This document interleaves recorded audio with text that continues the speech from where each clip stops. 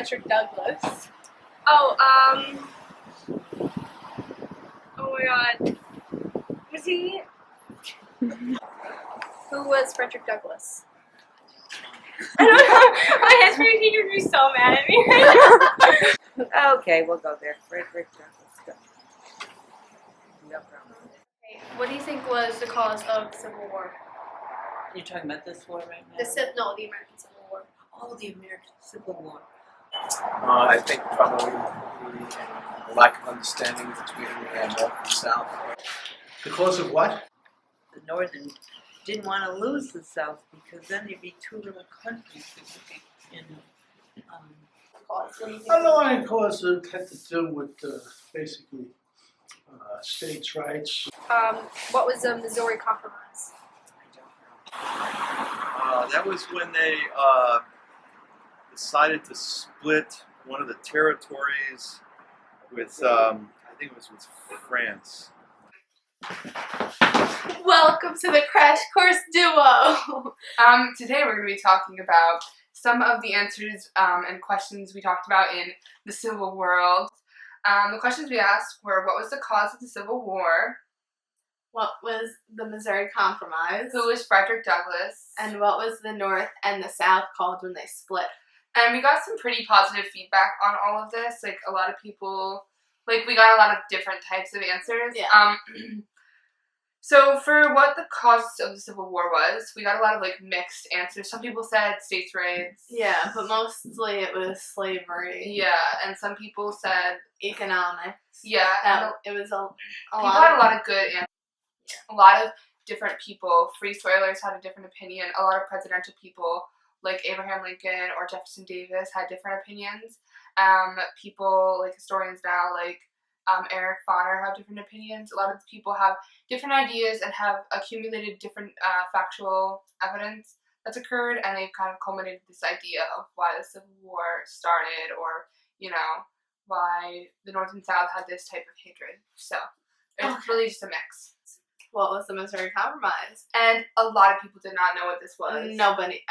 A few people One knew person what it knew, was. and she was a high school student. Yeah, And so in that, our grade. A lot of people think that it was, some type of actual, agreement. with France. I feel Yeah. like a lot of They people thought it was with I France. thought it was Louisiana. So they thought that we, gave France Missouri for Maine. So they had the states kind of right, Yeah. but, it was messed up. Missouri wanted to become a state, and there was issues because in the number of slave states and free states wouldn't be equal, so they drew a line at 3630, and then Missouri became a slave state and Maine became a non-slave state. The next question was, who was Frederick Douglass? I don't think anyone knew who Frederick Douglass was. Except for, no one knew who Frederick Douglass. someone knew he was an abolitionist. No, No, people no. thought he was a writer. No, some people said he was an abolitionist. No, a lot of people talked about his court cases. One person. But said some that. people, I think people knew that he was a free thinker of the time. Yeah. Frederick Douglass wrote a narrative about his life. We wanted to include this in the information we're giving about Frederick Douglass because this really shows what he went through and his kind of background and what he gave to the abolitionist movement. So the quote, "If at any one time of my life more than another I was made to drink the bitterest dregs of slavery, that time was during the first 6 months of my stay with Mr. Covey, a white overseer. Mr. Covey succeeded in breaking me. I was broken in body, soul, and spirit." The last question was what the North is called and the South called when they split.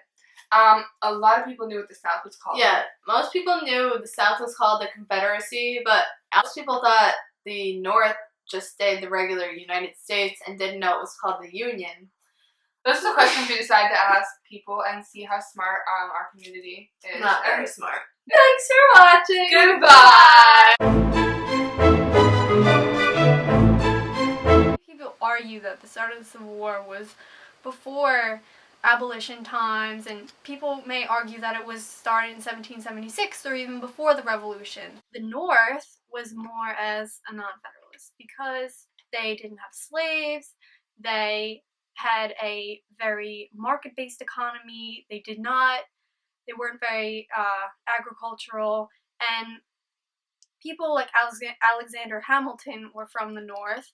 He devised the 5-point plan, which then constituted into the American system, which people in the North really followed because they didn't care about taxes as much as the people in the South did, because the South relied more on slavery and they didn't have the population. Now, the Missouri Compromise, that was a big problem with the South, because the North, when they were ratifying the Constitution, the South only agreed that they would join the Union per se part of the North, if they got their 3/5 clause. And the 3/5 clause ties into the Missouri Compromise, because the Missouri Compromise draws at the 3036 line that North states would not have slaves and the South would have slaves.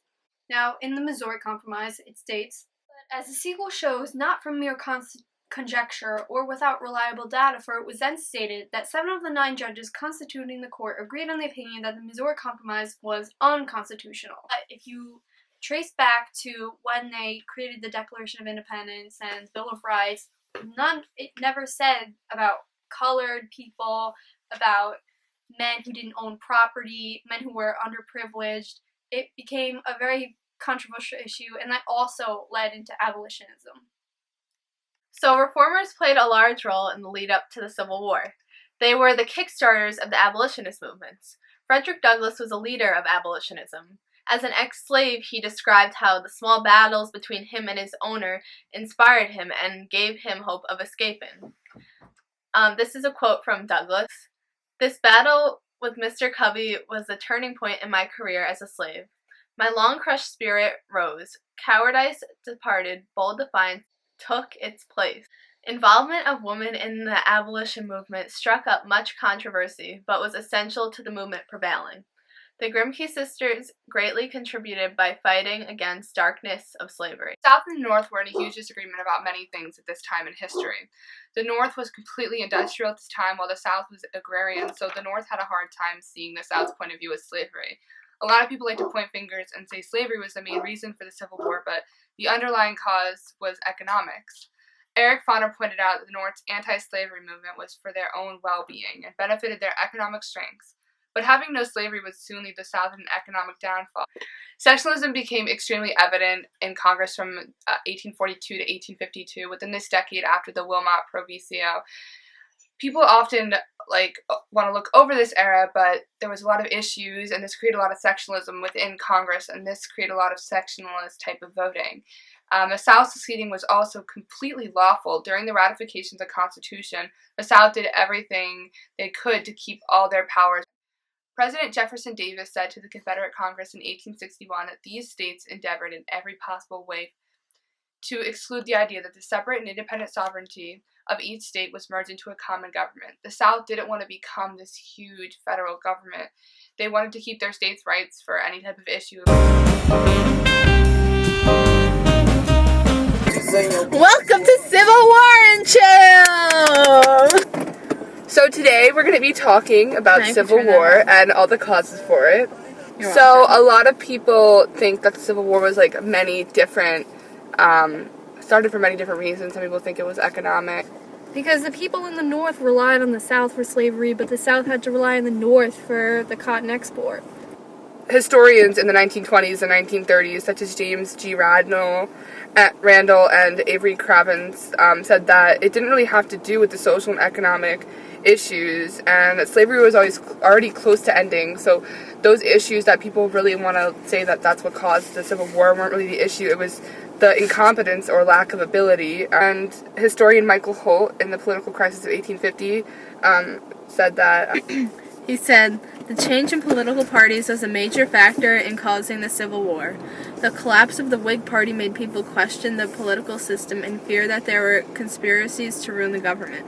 Politicians from both the Democratic and newly formed Republican Party used issues such as slavery that caused sectional tension as a tool to beat their rivals in elections."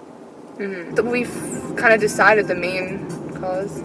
I don't know what it is. There is no main cause. I feel like it is. Like, I know everyone always says it's not slavery, but I feel like it is. Like, it is. Not literally. Everything sprouts out of slavery. Yeah. No. Picture it as slavery. And then it's watered down with slavery. Listen to me first. Please listen to me. There's a giant picture, and the frame of the picture is all slavery, and then there's like lots of other things going on, and then inside of it. And the center of the picture is slavery too. Exactly. That's a really good. So that's what we're gonna end with.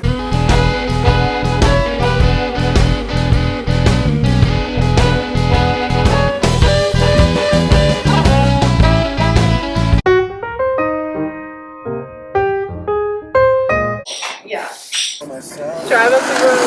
Why are you stupid? Away. We're gonna go Arminar.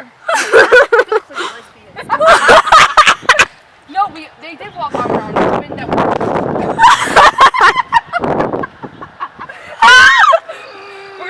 Okay. You used to call me on my. Caitlin's like, I hate You my friends. used to, you used Go!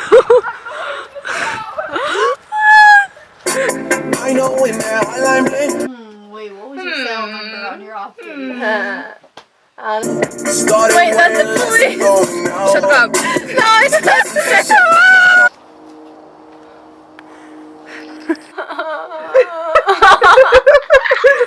World. What, Civil War and show. You said that, but it wasn't enough numbers. Oh, isn't it 7? I pictured you like, no, you can't. But you Charlie Brown. Lynyrd Skynyrd. Lynyrd Skynyrd. Oh my god. Oh my god. Going to Harvard.